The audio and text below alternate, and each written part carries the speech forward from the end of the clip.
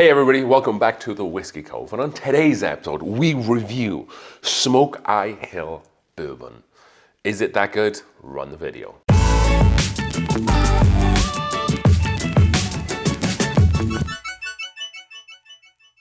All right then, folks, thank you for joining us for another new and exciting episode here on the Whiskey Cove, where we review one of the most talked about whiskeys lately, that is Smokeye Hill Barrel Proof Bourbon.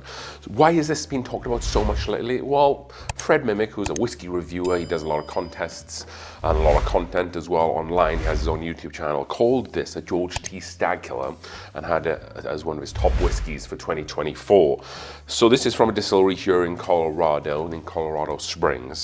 It's owned by a California company, and they get their distillate from MGP, who distill their unique mash bill, which consists of a proprietary blend of heirloom, blue corn, yellow corn, rye, and malted barley. So we don't know what that proprietary blend is. However, we know that MGP distill it, they send it down to Colorado Springs and they age it here in warehouses, and then this is aged at least 5 years. So we're going to get into this today, and the bottle looks like that. Kind of has a really nice looking bottle, not like anything I've seen really on the market. I will say that the cork is very heavy. You could kill someone with that. This really heavy metal cork.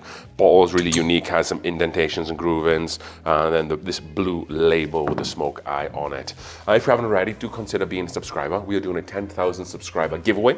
When we get to 10,000 subscribers, we will be having a live stream, and then we will be giving away a bunch of awesome whiskey, including this Old Rip Van Winkle.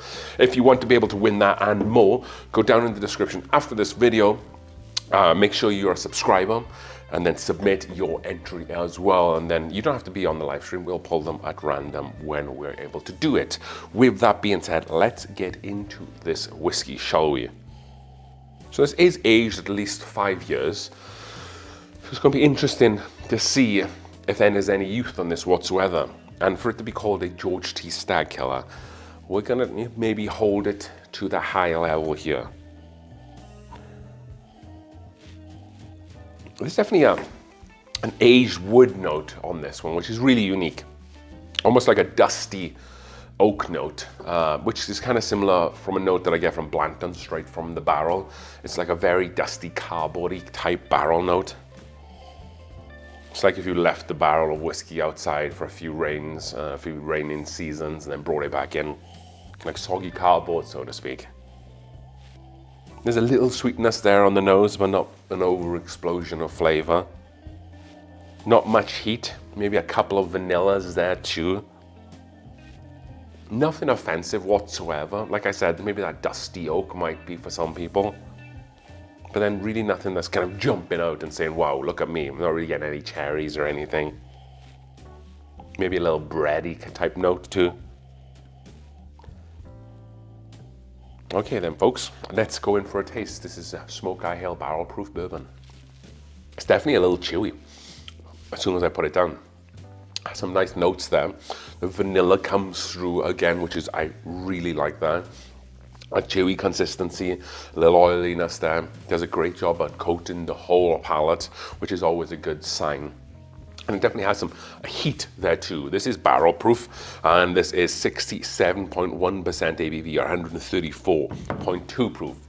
So we are getting up there.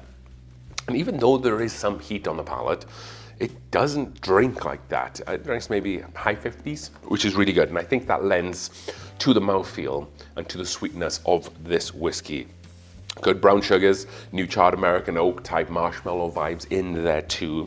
And you do get some spices there, maybe some peppercorn on the front palate, but then that keeps going towards the back, and that kind of can help dry it out a little bit.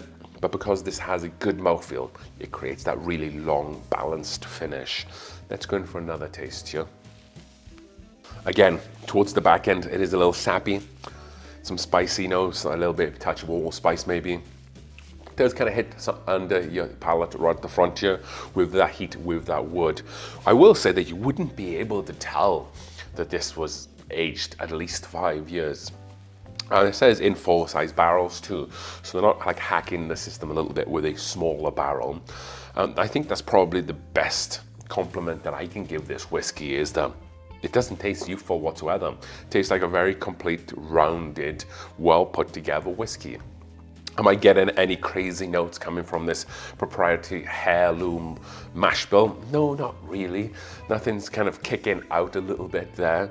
Like I said, I got some of the dusty wood earlier on that didn't really transfer too much to the palate, but it's really nice and sweet and balanced, and has a really nice spiciness to it as well. So on this channel, as always, we do a value for money, and then we also do a score out of 100. And if you want to see how I score, go down in the description. There's a list of the different brackets and what my scoring means. So, value for money. So I had a killer deal on this bottle of whiskey. Usually, most places you'll see it 80 bucks, 80 to 90 bucks, depending on where you're at. Obviously, distribution might vary. You might not be able to find this in your state yet. But I paid like 67 bucks for them. There was a liquor store here in one of my videos actually that I talked a little bit about that they do good Sunday deals, and this was on one of their deals. So I got a couple of bottles of this.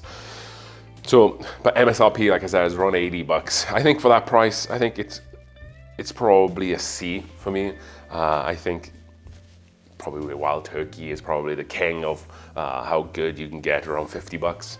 And this kind of is similar in some ways, if you ask me, to Wild Turkey Red Breed. So that's why it's I went for kind of that value for money there. So score of 100, this is what we all want to see. So let me just say off the bat, this is not a George T. Stagg killer, okay? I think that was a bit of a throwaway statement to create a headline, in my opinion. It's good, but we're not talking that tier just yet. I'm thinking for this one, I'm thinking 79 out of 100. It doesn't quite break the 80 bracket. Like I said, very good whiskey in itself. I think okay for the price. Would I get another one? Probably not. I know that they come out with different ABVs and proofs, and I believe that the one that Fred mimicked. I've been saying George mimic. The one that Fred Mimic reviewed was actually, I think, a different ABV and proof to this. So it could have changed a little bit too. So if you're able to maybe get the one that he did, this is the 67.1% ABV, then this is the one that I'm reviewing. And then again, the next one that Smokeye Hill put out could be wildly different again. Good as a one-time purchase for me. I'll probably just stick to Wild Turkey Red Breed. That's where I will stick to with this. I think Stagg Junior is better than this as well. So 79 out of 100 is the score for this. So if you've enjoyed today's review and enjoyed today's video, please subscribe and you might be able to win a bottle of Old Rip Van Winkle. Don't forget to put your ticket in down below in the description. That was Smokeye Hill Whiskey, and as we drink through the world's whiskeys one glass at a time, cheers.